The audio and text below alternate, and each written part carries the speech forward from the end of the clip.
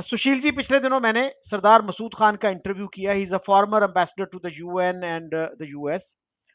तो वो भी ये कहते हैं, और बहुत सारे पाकिस्तानी दीगर भी, पाकिस्तानी स्टेट का यही मौकफ है कि इंडिया जो है वो डेमोग्राफिक बैलेंस चेंज करने की कोशिश कर रहा है कश्मीर में।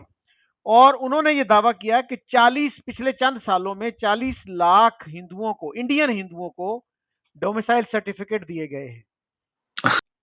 कुछ लोगों से मैंने 40 से कम भी सुना है, किसी ने दावा किया कि ये 30 लाख लोगों को दिए गए हैं।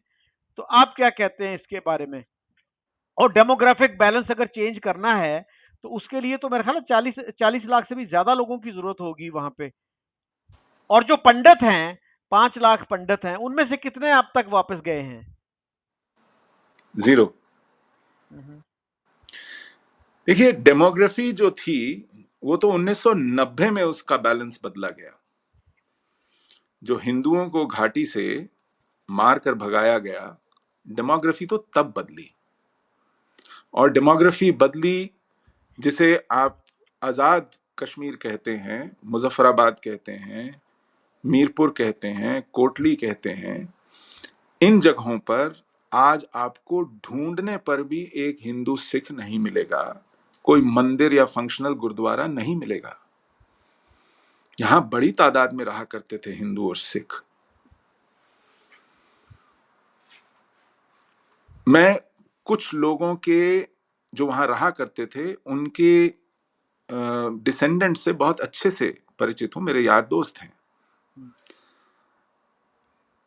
तो डेमोग्राफी अगर चेंज हुई है तो वो पाकिस्तान के कंट्रोल वाले जम्मू कश्मीर में पूरी तरह बदल गई है, नंबर 1। नंबर 2, पाकिस्तान की शह पर घाटी में से डेमोग्राफी बदली गई 1990 में, जब वहां से बचे खुचे हिंदू भी निकाल दिए गए। वो डेमोग्राफी वापस नहीं आ पाई है कश्मीर में अब तक, नंबर 1। नंबर 2, जो पाकिस्तानी इन्वेजन की वजह से डेमोग्राफी बदली और उसके बाद जो डेमोग्राफी बदली और लोग जम्मू के हिस्सों में आ गए, उन्हें शेख अब्दुल्ला और उसके सक्सेसर्स की एडमिनिस्ट्रेशन ने जम्मू कश्मीर में तस्लीम नहीं किया। इनमें वेस्ट पाकिस्तान के रेफ्यूजीज भी थे, इनमें कोटली, मीरपुर, मुजफ्फराबाद के रेफ्यूजीज भी थे, क्योंकि ये जम्मू से टूटे हुए हिस्से थे, ये वैली के हिस्से नहीं थे। ये लोग जब हिंदुस्तान वाले जम्मू के हिस्से में आकर के बसने लगे तो ये यहां पर स्टेटलेस सिटीजन्स की तरह रह रहे थे। ये इंडियन सिटीजन्स तो थे, लेकिन ये जम्मू कश्मीर के स्टेट सब्जेक्ट्स नहीं थे। ये लोकसभा में, पार्लियामेंट्री इलेक्शंस में वोट दे सकते थे, ये लोकल इलेक्शंस में, पंचायत इलेक्शंस में, लोकल प्रोविंशियल असेंबली में वोट नहीं दे सकते थे, तो खड़े होने की तो बात ही छोड़ दीजिए। ये प्रॉपर्टीज नहीं खरीद सकते थे, लैंड नहीं खरीद सकते थे, मकान नहीं बना सकते थे, दुकान नहीं खोल सकते थे, सरकारी ठेके नहीं ले सकते थे, अपने बच्चों को इंस्टीट्यूशंस में नहीं पढ़ा सकते थे, अस्पतालों में इलाज नहीं करा सकते थे। ये हाल कर दिया था स्टेट एडमिनिस्ट्रेशन ने अंडर 370 एंड 35A, जब इनको स्टेट सब्जेक्टशिप डिनाई की गई। इस एनोमली को 2019 5 अगस्त को दूर किया गया, जब इन स्टेटलेस सिटीजन्स को, जो पहले से वहां रह रहे थे, उन्हें वहां का डोमिसाइल सर्टिफिकेट देके रेगुलराइज किया गया। तो ये वहां की डेमोग्राफी नहीं बदली गई है, ये उस डेमोग्राफी को लेजिटिमाइज किया गया है जिसको एलिजिटिमाइज किया हुआ था पिछले 70 सालों में। आप समझ रहे हैं? मैं आपको एक बड़ा इंटरेस्टिंग एग्जांपल देता हूं। 1956-57 में जो सफाई के शोबे में काम करने वाले लोग थे, उन्होंने एक हड़ताल कर दी जम्मू कश्मीर में, जम्मू में। तो सफाई के काम करने वाले हड़ताल करते हैं तो गंदगी फैल गई, बदबू उठने लगी, बीमारियां फैलने का डर हुआ। तो कश्मीर में जो तब प्राइम मिनिस्टर होते थे, बख्शी गुलाम मोहम्मद, उन्होंने प्रताप सिंह कहरों, जो पंजाब के चीफ मिनिस्टर थे, उसको गुहार लगाई कि भाई अपने कुछ सफाई कर्मचारी दे दो। हमारे यहाँ उनको बाल्मीकि कहते हैं, जो शेड्यूल कास्ट होते हैं, जो इस शोबे में काम करते हैं। तो प्रताप सिंह कैरों ने कहा तब उनसे कि भाई आपके यहाँ तो बड़े टफ स्टेट सब्जेक्ट लॉ हैं, ये जाएंगे वहां तो ये बेचारे यतीम हो जाएंगे, ये तो कुछ भी नहीं कर पाएंगे। तो उन्होंने कहा नहीं नहीं, हम एक स्पेशल प्रोविजन के थ्रू, एग्जीक्यूटिव ऑर्डर के तहत इनको स्टेट सब्जेक्ट सर्टिफिकेट्स देंगे। तो सैकड़ों फैमिलीज को वहां भेजा गया। ये पंजाब के पठानकोट गुरदासपुर से शेड्यूल्ड कास्ट लोग गए जम्मू के क्षेत्र में काम करने।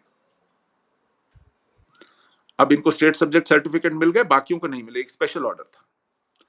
हमारे यहां शेड्यूल्ड कास्ट के लिए खास मुहैया कराई गई हैं सहूलियतें, तो उनमें पढ़ने लिखने की सहूलियत भी है ताकि उनको सोशली उनके स्टेटस का अपग्रेड हो, तो उनके बच्चे पढ़ लिख गए। Affirmative action. जी हाँ, अफर्मेटिव एक्शन रिजर्वेशन के थ्रू। तो जब बच्चे पढ़ लिख गए, उनके पास स्टेट सब्जेक्ट है, उन्होंने स्टेट में नौकरियों के लिए दरखास्त दी कि अब हमको टीचर लिया जाए, पुलिस में लिया जाए, हमको क्लर्क बनाया जाए, बैंक में नौकरी दी जाए, टीचर मतलब लेक्चरर बनाया जाए। जिनके पास जैसी क्वालिफिकेशन थी वैसा उन्होंने अप्लाई किया। तो स्टेट गवर्नमेंट ने कहा कि आपके बाप दादा यहां सफाई करने आए थे और इस वजह से उन्हें स्टेट सब्जेक्ट दी थी, अगर आप सफाई के अलावा कुछ और करेंगे तो आपसे ये वापस ले लिया जाएगा। ये हमारे एडमिनिस्ट्रेशन में स्टेट गवर्नमेंट की रवैया था। और क्योंकि वहां इंडियन कॉन्स्टिट्यूशन लागू नहीं होता था, स्टेट का अपना कॉन्स्टिट्यूशन था, तो वो अपनी मर्जी चलाते थे। ऐसे लोगों को आप स्टेट सब्जेक्टशिप नहीं देंगे, और देंगे तो क्या उसको डेमोग्राफिक इन्वेजन माना जाएगा? आप इस एनामली को करेक्ट नहीं करेंगे। तो ये जो एक डिस्क्रिमिनेशन था, अब उनका कसूर यही था कि वो हिंदू थे बेचारे, और जम्मू कश्मीर की जो एडमिनिस्ट्रेशन थी उसकी खास सेंसिटिविटी यही थी कि यहां हमारा कोई आदमी पाकिस्तान जाके ब्याह कर आए तो उसकी बीवी स्टेट सब्जेक्ट होगी, उसके बच्चे स्टेट सब्जेक्ट होंगे। उमर अब्दुल्ला की मां अंग्रेज है, वो स्टेट सब्जेक्ट ही नहीं होगा, वो चीफ मिनिस्टर भी होगा, लेकिन इस स्टेट की बेटी अगर बाहर ब्याह करती है तो उसके बच्चे स्टेट सब्जेक्टशिप नहीं पा पाएंगे, वो उसकी पुश्तैनी जायदाद के हकदार नहीं हो पाएंगे। ऐसे लॉज को अगर आप रिपील करते हैं, इसको डेमोग्राफिक इन्वेजन कहा जाएगा। तो सरदार मसूद खान साहब क्योंकि पढ़े लिखे हैं, एम्बेसडर रहे हैं, तो उन्हें कम से कम मामले की तह में जाना चाहिए। सिर्फ पाकिस्तान का मौकफ किस बात से सधता है, इस पर ध्यान देना काफी नहीं है, मामले की तह में जाना जरूरी है। अच्छा सुशील जी, 1931 का एक बड़ा मशहूर वाकया है जिसपे मार्टर्स डे भी मनाया जाता था, अब शायद नहीं मनाया जाता कश्मीर में, पाकिस्तान में उसका बड़ा तस्करा होता है। तो कहा जाता है जी कि 22 लोग थे, वो अजान दे रहे थे एक के बाद दूसरा, और उनको पुलिस वालों ने सबको गोलियों से भून दिया। What is your take on this? मैंने इस पर एक बहुत डिटेल्ड आर्टिकल लिखा है, इसके पूरे कॉन्टेक्स्ट को और स्टेटिस्टिक्स को और एविडेंस को कोट करते हुए, जो कि नॉन पार्टिजान एविडेंस है, जो कि ब्रिटिश ब्यूरोक्रेसी का एविडेंस है, जो कि जर्नलिस्ट का एविडेंस है, एडिटर्स का एविडेंस है जो वहां गए थे उसकी तफ्तीश करने के लिए। इसका पूरा जो मामला है वो इस तरह है कि 1930 में राउंड टेबल कॉन्फ्रेंस हुई लंदन में, तो इंडियन प्रिंसेस का एक डेलीगेशन, 14 लीडिंग प्रिंसेस का डेलीगेशन भी वहां गया। इसको ब्रिटिश सरकार नरेंद्र मंडल कहती थी। नरेंद्र संस्कृत का वर्ड है, नरेंद्र राजा को कहते हैं संस्कृत में। तो राजाओं का एक मंडल यानी उनका एक बॉडी, उनका एक रिप्रेजेंटेटिव बॉडी। तो इसमें जो लीडिंग प्रिंसेस थे, किंग्स थे, जैसे सबसे बड़ी रियासत थी जम्मू कश्मीर, तो महाराजा हरि सिंह उसके मेंबर थे। सबसे मालदार रियासत थी हैदराबाद निजाम, तो निजाम उसके, राजा ट्रावनकोर उसके मेंबर थे, राजा पटियाला उसके मेंबर थे, राजा मैसूर उसके मेंबर थे। तो इस तरह जो लीडिंग 14 प्रिंसिपैलिटीज थी, मेरे ख्याल जोधपुर के महाराजा, जयपुर के महाराजा उसके मेंबर थे। तो ये सब 14 लोग लंदन गए, और इसका जो खास नुक्ता जिसकी वजह से ये बुलाई गई थी वो ये था कि कांग्रेस को डिस्क्रेडिट किया जाए और उसकी लेजिटिमेसी को क्वेश्चन किया जाए फ्रीडम स्ट्रगल के नाम पर, कि साहब ब्रिटिश इंडिया के जो लीगल सॉवरेन्स हैं वो ब्रिटिश क्राउन है, और प्रिंसली इंडिया के जो सॉवरेन्स हैं, जो रूलर्स हैं, उनके रिप्रेजेंटेटिव्स आप, ये नरेंद्र मंडल है जो पूरी प्रिंसिपैलिटीज को रिप्रेजेंट करते हैं, 14 लोग। कांग्रेस की क्या लोकस स्टैंड है, उसको किसने इलेक्ट किया है, उसकी क्या लेजिटिमेसी है, उसको वो किसको रिप्रेजेंट करती है, वो किस कानून के तहत, क्या एंटिटी है वो, और उसका क्या हक बनता है कि वो डिसरप्ट करे इस पूरे लीगल प्रोसेस को, एक फॉर्मल स्ट्रक्चर को। तो इस पर एक रेजोल्यूशन पास होता, वाहवाही होती, एक दूसरे की पीठ थपथपाते और कांग्रेस को डिलेजिटिमाइज करते। लेकिन उस कॉन्फ्रेंस में महाराजा हरि सिंह ने, जो कि उस वक्त मुश्किल से 30 बरस के थे, उन्होंने साफ साफ कहा, 3 बातें कही। उन्होंने कहा कि देखिए साहब, ब्रिटिश इंडिया और प्रिंसली इंडिया ये एक आर्टिफिशियल कॉन्स्ट्रक्ट है। India is one and historically has been one always. आपके आने से पहले ही ये इंडिया ही था। आप इंडिया आए थे, आप पंजाब या बंगाल या मद्रास नहीं गए थे, आप घूमते घूमते इंडिया आए थे। वास्को डगामा भी घूमते घूमते इंडिया ही आया था। यहां पर जितने भी अलेक्जेंडर आने से वक्त भी, वो भी इंडिया ही आया था। India is one, British India and princely India is an artificial construct, number 1। Number 2, उन्होंने कहा कि I can speak for my own state, Jammu and Kashmir has been part of India always.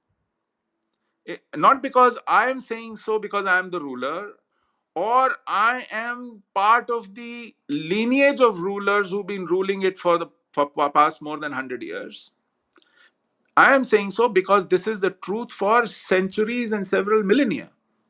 It's a historical truth. We are part of this civilization and the civilizational state. ये उन्होंने दूसरी बात कही। और तीसरी बात उन्होंने कही कि you Britishers are Europeans, you are in far away India for whatever reason, but it is time that you should make us free and consider this demand for freedom seriously, because this is indigenous aspiration, whatever reasons he gave, but he very categorically said we deserve some very serious consideration for the demand of freedom, and you should, because you are from far away distant Europe, you have to consider it. So Britishers were very angry with him, उन्हें इस बात से गुस्सा था। और फिर दूसरी बात जो उन्होंने उससे उनसे तब पूछी वो ये थी कि हमें गिलगिट बल्तिस्तान एक लॉन्ग लीज पर चाहिए। तो इन्होंने कहा कि अभी मैंने राउंड टेबल कॉन्फ्रेंस में आपसे कहा है कि आप एक फॉरेन पावर हैं और आपको सीरियसली कंसिडर करना चाहिए हमारी फ्रीडम को। तो ये जो 99 साल की लीज गिलगिट बल्टिस्तान की है, इसका सवाल ही पैदा नहीं होता। अंग्रेजों को गिलगिट बल्टिस्तान लॉन्ग लीज पे इसलिए चाहिए था क्योंकि 1919 में, मुश्किल से 10-11 साल पहले, सोवियत रूस में एक रेवोल्यूशन हुआ था। वो रेवोल्यूशन फ्यूडलिज्म के खिलाफ था, वो रेवोल्यूशन कॉलोनियलिज्म के खिलाफ था, और दोनों ही चीजों में, और वो रेवोल्यूशन कैपिटलिज्म के खिलाफ था। तो जो ब्रिटिश थे वो कैपिटलिस्ट भी थे, फ्यूडल भी थे, कॉलोनियलिस्ट भी थे। तो उनको लगा कि ये तो बिल्कुल हमारे खिलाफ ही है पूरा पावर स्ट्रक्चर। और ये भी याद होना चाहिए कि उस वक्त जिस जार की फैमिली को इन्होंने पॉइंट ब्लैंक रेंज में मार डाला था, यहां तक कि वहां के बच्चे को भी नहीं छोड़ा था, वो जार की family through marriage British royal family से कनेक्टेड थी। तो सोवियत रूस का एक्सपेंशन इनको फूटी आंख नहीं सुहाता था, और ये चाहते थे कि वो सदर्न एक्सपेंशन जो है इसका, उसको रोकने के लिए एक बुलवर्क बनाया जाए, जिसके लिए गिलगिट बाल्टिस्तान में उनको गैरिसन्स रखने की जरूरत थी। वाकन कॉरिडोर के नॉर्थ तक रूस पहुंच गया था, बीच में अफगानिस्तान का वाकन कॉरिडोर था और उसके बाद गिलगिट बाल्टिस्तान था। तो महाराजा वो दे नहीं पा रहे थे, नहीं देना चाहते थे। तो उन्होंने फिर महाराजा को प्रेशर बनाने के लिए एक टैक्टिक्स शुरू की। उनको पता था कि उसकी जो अकीलीज हील है, उसका जो सॉफ्ट अंडरबेली है वो ये है कि उसकी आम रियाया में अक्सरियत मुसलमानों की है और ये खुद एक हिंदू राजा है। तो उन्होंने, अच्छा, अकॉर्डिंग टू ट्रीटी एक ब्रिटिश रेजिडेंट होता ही था, पॉलिटिकल एजेंट होता ही था हर रियासत में। वो खुराफात की जड़ होती थी। आमतौर पे आजकल लोग मजाकिया सवाल पूछते हैं कि अमेरिका में कू क्यों नहीं होता, तो लोग जवाब देते हैं क्योंकि वहां कोई अमेरिकन एम्बेसी नहीं है। तो हमारे यहाँ खुराफातें इसलिए होती थी रियासतों में कि पॉलिटिकल एजेंट्स अपॉइंट होते थे, तो जो रेजिडेंट था, ब्रिटिश रेजिडेंट श्रीनगर में, वो अपने लिए एक कुक लाया पेशावर से जिसका नाम था अब्दुल कदीर। कदीर, यस। अब्दुल कदीर एक अहमदी था, कुरान का शायद हाफिज था, बहुत फर्राटे से आयतें उसको याद थी, और वो तकरीरें बहुत खून उबालने वाली करता था, फायरी। एकदम फायरी स्पीकर था। तो उधर शेख अब्दुल्ला जो था, उस वो थर्ड डिवीजन में केमिस्ट्री एमएससी करके आया था अलीगढ़ में। उसको शौक था कि वो लेक्चरर बने किसी कॉलेज में। महाराजा ने कहा कि आप इस काबिल नहीं है, 2 साल की केमिस्ट्री एमएससी आपने 5 साल में की है।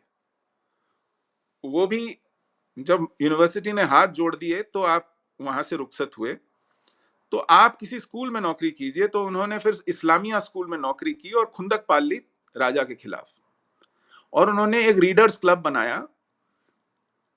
वो वहां पर थोड़ी बहुत ढकी छुपी तकरीरें करते थे, और अलीगढ़ में जिस तरह से लोग पैदा किए गए, जिस तरह के जहन बनाए गए, उस तरह का जहन वहां पर लेकर के वो पहुंचे थे। तो एक ईद के मौके पर आम जलसा ऑर्गेनाइज किया गया, जिसको इन्होंने ऑर्गेनाइज किया रीडर्स क्लब ने, शेख अब्दुल्ला के। और जलसे के आखिर में, ऐसा कोई प्लान नहीं था ये बताते हैं, अब्दुल कदीर पहुंच गया डायस पे, उसने माइक ले लिया और उसने एक फर्राटेदार तकरीर शुरू की, आग उगलने वाली, जिसमें आयतें भी थीं।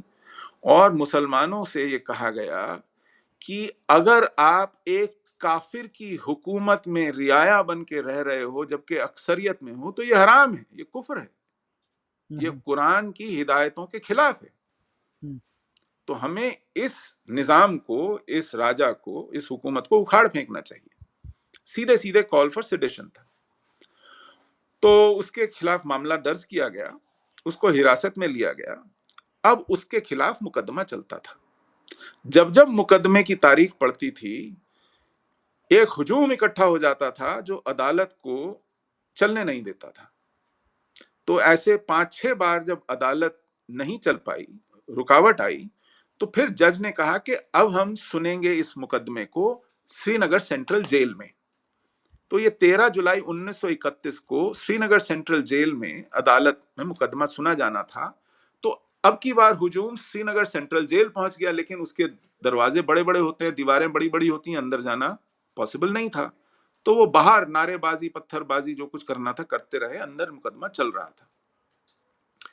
ऐसे में जो रेगुलर अदालती कार्रवाई होती है वो चलती थी अदालत में। तो वहां से जो प्रिजनर्स लाए गए अदालती कार्रवाई के बाद एक कैरेज में, कुछ पुलिस वालों की हिफाजत में, जब वो सेंट्रल प्रिजन पहुंचे, तो ये जो गुस्से में भीड़ थी ये उन पर टूट पड़ी और प्रिजनर्स को छुड़ा के भगा दिया और पुलिस वालों की पिटाई शुरू कर दी। ये जो वॉच टावर से प्रिजन गार्ड्स देख रहे थे, उनको लगा कि हमारे पुलिस वाले बहुत कम तादाद में हैं और पिट रहे हैं, तो उन्होंने फटाफट उन तक मदद पहुंचाने के लिए जब दरवाजे खोले, तो ये भीड़ जेल में घुस गई और जेल के अहाते में अफरा तफरी फैल गई, वायलेंस फैल गई। और उसको जब बार बार कहने के बाद भी, लाठीचार्ज के बाद भी, जब वो तितर बितर नहीं हुई, तो मजिस्ट्रेट ने फायरिंग का ऑर्डर दिया। उसमें कुछ लोग गिरे पड़े, शायद मारे गए, 8-6 लोग। और वो तितर बितर हुई और उसके बाद वो फिर इकट्ठा हुए, श्रीनगर के अलग अलग इलाकों में रीग्रुप हुआ और उन्होंने राइटिंग शुरू की। और इस राइटिंग का जो टारगेट थे वो माइनॉरिटी हिंदू सिख थे। उनकी दुकानें लूटी गई, उनके मकान लूटे गए, उनकी औरतों के साथ बहुत बदसलूकी हुई, उनके घर जलाए गए, मंदिर तोड़े गए, और ये बड़े पैमाने पर हुआ। और इसको डील करने के लिए फिर दोबारा स्टेट की तरफ से सख्त कार्रवाई हुई, उसमें शायद कुछ लोग और भी मारे गए। लेकिन ये सिलसिला फिर आग की तरह फैला, और ये 6-8 महीने तक, और ये आज का जो, जिसको आप आजाद कश्मीर कहते हैं, मीरपुर में, मुजफ्फराबाद में, कोटली में, भिंबर में, पुंछ में, राजौरी में, कहां कहां नहीं ये फैला। और इसको 88 शोरश कहते हैं, जो उस वक्त के बूढ़े बुजुर्ग हैं। 88 इसलिए कहते हैं क्योंकि जो विक्रमी संवत है, हमारा ट्रेडिशनल कैलेंडर है, वो कॉमन एरा जो क्रिश्चियन एरा है, उसमें 57 इयर्स अगर आप जोड़ते हैं तो वो आता है विक्रमी संवत। तो 31 + 57 इज 88। तो जो बुजुर्ग लोग हमारे ट्रेडिशनल कैलेंडर से इसको बोलते हैं 88 शोरश। और तब किस किस गांव में कितने हिंदू, कितने सिख, कितने गुरुद्वारे, कितने मंदिर, कितने घर, कितने कन्वर्जन्स हुए, कितने मर्डर्स हुए, इसका तफसील से ब्यौरा मैंने उस अपने आर्टिकल में दिया है, जिस आर्टिकल का शीर्षक है the truth about the martyrs of July 13। ये मैंने डेली ओ नाम का एक वेब न्यूज़पेपर है, उसके लिए आज से लगभग 10 साल पहले लिखा था। मुझे उसका लिंक भेजिएगा तो आई विल शेयर इट। जी जी, मैं जरूर भेजता हूं। तो ये उसके डिटेल्स हैं। अब ये दंगाई अगर मारे जाते हैं, अव्वल तो ये किसी फ्रीडम स्ट्रगल में नहीं थे, ये एक जिहादी के उकसाए जाने पर आम और मासूम शहरियों पर टूट पड़ने वाला एक गिरोह था, एक हुजूम था, जो एक अदालती कार्रवाई न चलने देने पर आमादा था और उसके लिए किसी भी हद तक तशद्दुद पे जाने को तैयार था। तो इसको सडनली फ्रीडम स्ट्रगल कहना, इसको सडनली इनोसेंट्स का मारा जाना कहना, ये अपने आप में एक गलत बयानी है, अगर इसको बहुत ही शाइस्ता शब्दों में कहा जाए। और आज इसको इस्तेमाल करना प्रोपेगेंडा के लिए, इसमें तड़का लगाना कि साहब अजान हुई, नमाज हो रही थी, लोगों को इसलिए मार दिया गया क्योंकि वो मुसलमान थे, ये उस बासी कड़ी में फिर से उबाल लाने के लिए है कि लोगों को आप मजहब के नाम पर कितना और उकसाएंगे, काठ की हांडी को कितनी बार आग पे चढ़ाएंगे, और वो भी आज के जमाने में जब हर चीज, हर तफसील आराम से मुहैया है। हाँ, जो अपनी आंखें फोड़ लेने पे आमादा है, जिसका दिमाग खुल ही नहीं सकता, उसकी तो गारंटी ऊपर वाला भी नहीं लेता। लेकिन जो भी थोड़ा बहुत पढ़ लिख सकता है, सोच सकता है, और उसमें ये मादा है कि वो सच तक जाए, हक की बात देखे, तो उसको समझ में आएगा कि क्या वजह थी। तो लेकिन जब इस तरह की चीजें हुई तो फिर राजा को समझ में आया कि अंग्रेज की हरकतें कहां तक जा सकती हैं। तो झक मार के उसने गिलगिट बल्टिस्तान को पीस बाय करने के लिए लॉन्ग लीज पे दिया ब्रिटिश एडमिनिस्ट्रेशन को। वहां पर उसका सिर्फ एक गवर्नर होता था, जो ब्रिगेडियर घनसारा सिंह था, जिसको मेजर ब्राउन ने गिरफ्तार करके जिलावतन किया और वहां पर जबरदस्ती पाकिस्तानी फ्लैग होइस्ट किया, जब तक पाकिस्तानी फोर्सेस वहां आई भी नहीं थी। लेकिन वो लीज पे तब गया 1935 में, जब तक ये जिन बोतल से बाहर नहीं आ चुका था। और उसके बाद फिर शेख अब्दुल्ला तो हीरो बन गया।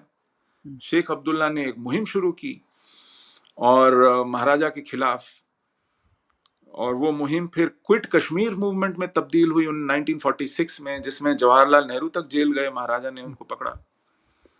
तो ये बात फिर बिगड़ गई बढ़ते बढ़ते, और नेशनल कॉन्फ्रेंस जो बनी, उसका पहला जो ओरिजिन थी वो मुस्लिम कॉन्फ्रेंस थी, ये शेख अब्दुल्ला ने बनाई थी। और ये प्योरली कम्युनल बेसिस पे एक अपील करने के लिए, क्योंकि राजा हिंदू था, तो इसलिए मुस्लिम कॉन्फ्रेंस बनाई जाए, और ये अंग्रेज की शह पे बनाई गई। ये तभी 32-33 में बनाई गई, तब तक गिलगिट बाल्टिस्तान नहीं दिया गया था लॉन्ग लीज पे। ये सब प्रेशर टैक्टिक्स थी अंग्रेज की कि महाराजा को इसके लिए मजबूर किया जाए, वरना तब तक उसके रियासत में हालात इसी तरह चलते। और मेजर ब्राउन तो 12-13 साल मेरा ख्याल है पाकिस्तान में रहे, बाद में उनको कोई अवार्ड भी दिया गया था। अच्छा, आखिर में ये बताइएगा कि आपने कहा महाराजा हरि सिंह के रेफरेंस से कि India has always been united, तो जिन्ना साहब ने आई थिंक अर्ली 40s में कहा था कि जी India has never been a united country, it is the British bayonets which have united it. तो इसको आप कैसे देखते हैं? और ये बात भी इंटरेस्टिंग है कि ये बयान उन्होंने तकरीबन 40 साल पॉलिटिक्स में रहने के बाद दिया, मतलब 20s में, 30s में, या उससे पहले उनको ये ख्याल नहीं आया। इतना बड़ा एक हिस्टोरिकल फैक्ट अगर ये था तो he should have disclosed it much earlier. आप कैसे देखते हैं स्टेटमेंट को? नहीं, दिस इज वेरी इंटरेस्टिंग, लेकिन it is again very mischievous and self serving. क्योंकि पाकिस्तान प्रोजेक्ट उनके दिमाग में हावी था, तो उनको इसके लिए कोई भी दलील इजाद करने में कोई गुरेज नहीं था। तो ये जो बंटवारा है, ये तो बंटवारा माना ही नहीं जा सकता, क्योंकि हिंदुस्तान एक था ही नहीं, एक मुश्त कभी नहीं था। ये उनकी दलील हो सकती है, लेकिन आप देखिए, अगर आप नेशन स्टेट की क्राइटेरिया पर जज करें, तो हाँ, nation state as a concept is not more than 200-300 years old. ये यूरोप की देन है। उससे पहले सिविलाइजेशनल स्टेट्स हुआ करते थे, और स्टेट तो नहीं कहेंगे, सिविलाइजेशंस होती थी, उसके कुछ शार्प बॉर्डर्स नहीं थे, लेकिन उसकी डेफिनेशन सोशियो कल्चरल थी, लिंग्विस्टिक थी, और एक बहुत हद तक ज्योग्राफिकल थी। तो उस आधार पर हम एक सिविलाइजेशनल एंटिटी थे। और जैसा कि मैंने अर्ज किया आपके प्रोग्राम में पहले भी, जब अलेक्जेंडर आया था 2500 साल पहले, तो वो इंडिया आया था। जब हेनसांग आया, या इब्न बतूता आया, या फाहियान आया, या वास्को डगामा आया, या कोलंबस भी ढूंढने निकला, तो वो इंडिया ढूंढने निकला था। तसव्वुर इंडिया का था। वो कहीं बंगाल में, या सिंध में, या पंजाब में, या मद्रास में, या मुंबई महाराष्ट्र ढूंढने नहीं आया था। अल बैरूनी भी इंडिया आया। अल बरूनी भी इंडिया ही आया, और उसने जो किताब लिखी वो भी हिंद के बारे में लिखी, किताबुल हिंद। किताबुल हिंद। तो हिंद अपने आप में एक सिविलाइजेशनल एंटिटी थी। और जो स्टेट का कॉन्सेप्ट है, जिस तरह आज हम अपने आप को ऑर्गेनाइज किए हुए हैं, हाँ ये बात सही है कि एक सिंगल स्टेट नहीं था, तो आज भी नहीं है। वैसे हम लोग प्रोविंसेस में अलग अलग प्रोविंशियल गवर्नमेंट्स हैं, एक अलग सिस्टम है, लेकिन this is very disingenuous, it is mischievous to say we were never one. तो आप 1000-2000 साल की तारीख को एक मॉडर्न नेशन स्टेट के क्राइटेरिया से जांचने निकलेंगे, तो ये अपने आप में हिपोक्रेसी है। लेकिन एज अ सिविलाइजेशनल एंटिटी, हमारे जो एपिक्स हैं, हमारा जो लिटरेचर है, हमारी जो लैंग्वेज है, हमारे जो कल्चरल वैल्यूज हैं, हमारी जो सिविलाइजेशनल आइडेंटिटी है, उसका जो ताना बाना है वो एक है। हमारे जो मुकद्दस जगहें हैं, जो अकीदा है, जो डिवाइन का तसव्वुर है, थॉट है, जो फिलोसॉफिकल पर्सुएशन है, जो भी रचता बसता है, जो जितनी भी इंटेंजिबल्स हैं जो एक जहन बनाती हैं, वो कॉमन है। मतलब लैंग्वेज में भी बोलियों के, डायलेक्ट्स के वेरिएबल्स हो सकते हैं, लेकिन जो स्क्रिप्ट है उसका एक कॉमन थ्रेड है, वोकैबुलरी है, एटिमोलॉजी है, वो सारा का सारा एक कॉमन फैब्रिक है, undeniably so, and from top to bottom. वही संस्कृत कश्मीरी को भी उतना ही नरिश करती है जितना मलयालम को करती है, जितना तमिल को करती है, और वोकैबुलरी में कितने ही कॉमन वर्ड्स हैं। और आज से 1000 साल पहले मदुरई से, तमिलनाडु से चलकर पैदल, उन दिनों तो और कोई तरीके भी नहीं थे, कश्मीर पहुंचता है आचार्य अभिनवगुप्त के पास मधुराज योगी। वो एक ही लैंग्वेज में बात करते हैं आपस में, और एक ही बारे में बात करते हैं, और एक दूसरे से समझते हैं, और एक दूसरे से इंप्रेस होते हैं। तो क्या कहा जाए जिन्ना साहब के बारे में, वो तो अपनी ही दलीलों को अगले ही दिन अलग तरीके से काट देते थे। उन्होंने तो कहा कि हिंदू और मुसलमान साथ साथ नहीं रह सकते इस खित्ते में, और फिर ये भी जाके कहा कि पंजाब में पंजाबी पहले पंजाबी है और फिर हिंदू या मुसलमान है, बंगाल बंगाली पहले है फिर हिंदू या मुसलमान है, तो इसलिए इसको मत बांटिए। या ये बात तो मैंने कई दफा की है, अपने शो में भी की है जी। जी, तो वो अपनी ही बात को कॉन्ट्रडिक्ट करते दिखते हैं एक ही सांस में। उन्होंने पूरे खित्ते के मुसलमानों के लिए पाकिस्तान बनाया और उसके बाद पीछे छूट गए मुसलमानों को कहा कि अब आप वहीं रहिए, यहां मत आइए, अब आप लॉयल रहिए उसी स्टेट के जहां आप छूट गए हैं, पीछे रह गए हैं। और यह भी कहा जब उनसे पूछा गया कि हमारा क्या होगा, आप पाकिस्तान बनाएंगे तो हम क्या करेंगे, और उनका क्या होगा जो पीछे छूट जाएंगे, तो उन्होंने कहा था कि हम ऐसे 2.5-3 करोड़ लोगों को कुर्बान करने को तैयार हैं, यस। जो पाकिस्तान बनाने की राह में शहीद हो जाएंगे। हाँ, मैं उनकी मार्टरडम सेरेमनी परफॉर्म करने के लिए तैयार हूँ, कानपुर में उन्होंने कहा था। अब आप सोचिए, ऐसे ये मतलब जो वकीलों का एक, आप उनको मुंह के दोनों सिरों से एक ही मुद्दे पर दो कॉन्ट्रडिक्टरी आर्ग्यूमेंट्स देते हुए पकड़ सकते हैं, उनसे दिलवा सकते हैं। उनको आप उनकी फीस दीजिए तो एक वकील उसी मुकदमे को दोनों तरीकों से दोनों मुवक्किलों के लिए लड़ सकता है। जी तो ये एक वकील का की जहनियत होती है, तरीका होता है, क्या करें, they are by training like this. जी, इस पे एक जोक मुझे याद आता है कि एक वकील कह रहे थे कि जज साहब, ये जो शख्स है ये इंसान कहलाने का भी मुस्तहिक नहीं है, ये तो इंसानियत के लिबादे में एक दरिंदा है। तो उसके मुंशी ने कहा, सर आपका ये मौक्कल है। कहते हैं, जज साहब ये वो घिनौना प्रोपेगेंडा है जो इस शरीफ आदमी के दुश्मन इसको बदनाम करने के लिए कर रहे हैं। तो और ठीक। पिछले दिनों मैं, सुशील जी, ये देख रहा था कि अशोका की एम्पायर जो थी वो कितनी बड़ी थी। तो आज का जो इंडिया है उसमें अगर आप पाकिस्तान को भी शामिल कर लें, बांग्लादेश को भी शामिल कर लें, तो इससे भी बड़ी थी वो एम्पायर। जी, और वो मेरे ख्याल है कोई 5 मिलियन स्क्वायर किलोमीटर थी। और इस वक्त का जो इंडिया है वो 3.2 स्क्वायर किलोमीटर्स है। आप बिल्कुल सही फरमा रहे हैं। उनके बाद भी एक और एम्परर हुए, ललितादित्य। ये कश्मीर से इनकी हुकूमत चलती थी, कैस्पियन सी तक उसकी नॉर्दर्न नॉर्थ वेस्टर्न बाउंड्रीज थी, और साउथ में कावेरी बेसिन तक जाते थे। ओके। ईस्ट में वो गुवाहाटी असम तक जाते थे। कारकोटा डायनेस्टी के थे, 699 में पैदा हुए, 720 में वो एम्परर बने। ही वॉज, जैसे हमारी लैंग्वेज में संस्कृत में चक्रवर्ती सम्राट कहते हैं, he was an emperor, he was an empire builder. Western historians उसको अलेक्जेंडर ऑफ द ईस्ट कहते हैं। His capital was Kashmir. आज भी उसके बनाए हुए इमारतों के खंडहर देखे जा सकते हैं।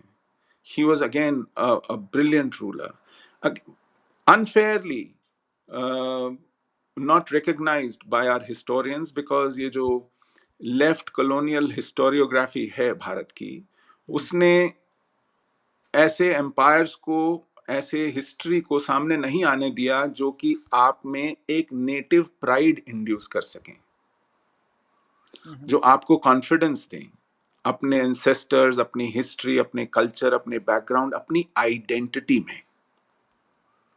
ऐसे बहुत से, अब जैसे मेवाड़ का एम्पायर है, मतलब मुगलों ने 250-300 साल क्या हुकूमत की, उनके बाप दादा पोते पड़पोते नाई और हजाम तक हमको ये रटवा दिए गए कौन कौन हैं, क्योंकि उनके मकबरे बन गए और उनके मकबरों की हम आज तक हिफाजत कर रहे हैं।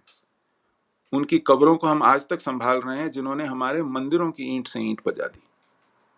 ये है हमारी हिस्टोरियोग्राफी। और इस हिस्ट्री को हम पढ़ा पढ़ा कर उन बातों से आंखें मिचवा रहे हैं जो आपको अपने माजी में झांक कर किसी भी तरह का एक कॉन्फिडेंस देने का मादा रखती हैं। आप में एक हीन भावना, जिसको एहसास कमतरी है, जिसको कॉलोनियलिस्ट ने भर भर के कूट कूट के डाला है, उसको कम करती हूं। क्योंकि ऐसे लोगों को फिर हाँकना बड़ा आसान होता है, जिनका खुद में कॉन्फिडेंस ना हो, जो अपनी हिस्ट्री से, अपने कल्चर से, अपने माजी से, अपने अकीदे से न सीखें, अपनी ट्रेडिशन से, अपनी कल्चर से जुदा हों, रूटलेस वंडर्स हों, उनको आप आसानी से हाँक के ले जा सकते हैं किसी भी तरफ, वरना लोग सवाल पूछते हैं। तो दिक्कत हमारी ये है कि पूरी की पूरी नस्ल को इन्होंने ये सब पढ़ा लिखा कर बड़ा किया है कि वो अपने ग्लोरियस पास्ट से पूरी तरह नावाकिफ हैं। अच्छा Sushil ji, any concluding thoughts, और खास तौर पे फ्यूचर के हवाले से बताइएगा, कैसे आप देखते हैं, कैसे इंडिया और पाकिस्तान जो हैं ये पीस के रास्ते पे, प्रॉस्पेरिटी के रास्ते पे चल सकते हैं, ताकि दोनों मुल्कों के अवाम का फायदा हो? ये एक बड़ा टेढ़ा सवाल किया है शकील साहब आपने। हालांकि मुझे मालूम है कि आपकी पूरी मेहनत और पूरी भागदौड़, पूरी बातचीत इसी एक नुक्ते को आगे ले जाने के लिए है कि किसी तरह इस इलाके में, इस खित्ते में अमन हो, चैन हो, शांति हो और लोग तरक्की की राह में, पढ़ाई लिखाई की रोशनी में आगे बढ़ें। लेकिन आप ही का एक जुमला है ना कि जब पूरे की पूरे अवाम को एक ट्रक की बत्ती के पीछे आप लगा देते हैं, कोई चूरन चटा के आप समझा देते हैं कि कौआ कान ले गया, और आप फिर दौड़ते चले जाते हैं, आप हाथ से उस कान को सहला के देखते नहीं हैं कि कान वहीं है कि नहीं है, तो एक दिक्कत आ जाती है। और वही दिक्कत है इस वक्त लोगों के दिमागों में जो ये एक नफरत भर दी गई है और उस पर एक अकीदे का लेप लगाया गया है कि नफरत की जड़ में अकीदा है कि साहब ये काफिर हैं और काफिर कभी दोस्त नहीं हो सकता, और जो काफिर है वो अल्लाह का दुश्मन है और अल्लाह के किसी भी दुश्मन को रहने का हक नहीं है। तो ये बड़ा सीधा सपाट एक इक्वेशन है, जो इसको मान ले उसको आप कैसे मना करें इससे? उसको आप कैसे कहें कि साहब कुछ होश के नाखून लो, कुछ अक्ल की बात करो, कुछ देखो। अब ये जिन्ना साहब हैं, खुद पढ़े लिखे थे। कराची में जब बार एसोसिएशन से उन्होंने खिताब किया, ये शायद फरवरी 1948 की बात है, उनसे पूछा गया कि पाकिस्तान का आईन कैसा होगा, क्योंकि वकला लोग थे, वो तो यही पूछेंगे, और वो भी एक बैरिस्टर से। तो उन्होंने कहा कि आपको किसी आईन की क्या, आपके पास तो एक किताब है और वो किताब हमारे लिए आईन है, हमको किसी नए आईन की क्या जरूरत है? हमारे पास तो बाकायदा ऊपर वाले की एक बड़ा बेशकीमती नज़ीर, एक तोहफा है। ये वही जिन्ना है जो 11 अगस्त को कह रहे हैं कि साहब आपको अब ना हिंदू हैं, ना मुसलमान हैं, ना क्रिश्चियन हैं, ना पारसी हैं, आप हमारे लिए बराबर हैं, और ये जो स्टेट है ये इस नज़र से नहीं देखेगा कि आपका अकीदा क्या है, आप किस खुदा को मानते हो, कैसे इबादत करते हो। तो ये जो बैरिस्टर साहब थे और ये फिर कायदे आज़म तय पाए गए, और आज उन्हीं के नाम पर पॉलिटिकल पार्टीज हैं, एक नून लीग है तो एक लीग कायदे आज़म है, और उन्हीं का नाम लेकर के और उन्हीं की तकरीरों को समझ करके और समझा करके चीज़ें तय होती हैं। आज भी आपका आर्मी जनरल अगर अपनी तकरीरों में कहता है कि हम एक सुपीरियर कौम हैं और हमें पता है हमें क्या करना है अपने दुश्मन का और उससे कैसे निपटना है, तो हालात कुछ बहुत अच्छे नहीं हैं। शकील साहब, आर्मी का चीफ आपको बनना पड़ेगा नॉट इंटरेस्टेड। अगर अगर अगर अमन की बात सच में सिरे चढ़नी है जी, तो जो आपका जहन है, आपकी सोच है, वो जब तक इक्तदार में नहीं आएगी, वो जब तक पावर में नहीं आएगी, वो जब तक चीजें तय नहीं करेगी, तब तक ये कश्मकश चलती रहेगी, और ये कश्मकश चले, इसमें आपको, आप जैसे जहन को और ताकत मिले, और आपको आपके समझने वालों की तादाद बढ़े, और उनका हौसला बढ़े कि वो इस बात की तर्जुमानी करें पूरी शिद्दत के साथ, पूरी ईमानदारी के साथ, तो ये होते दिखना शायद शुरू हो जाए, वरना मुझे बहुत ज्यादा उम्मीद नहीं दिखती, और मैं इसके लिए आपसे माजरत चाहता हूँ। जी, it is not easy, I agree with you, लेकिन one should not give up hope. एक शेर सुनाता हूं आपको मुनीर न्याजी का। गैर से नफरत जो पाली, गैर से नफरत जो पाली, खर्च खुद पर हो गई, जितने हम थे हमने खुद को उससे आधा कर लिया।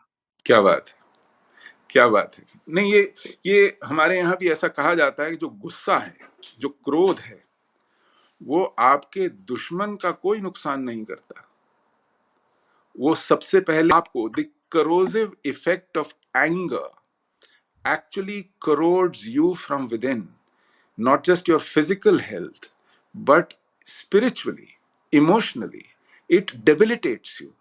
So anger is actually your biggest enemy, not the enemy against whom you have anger. Exactly. Anger and hatred. Yes, absolutely. Thank you very much, sir. You have been very generous with your time.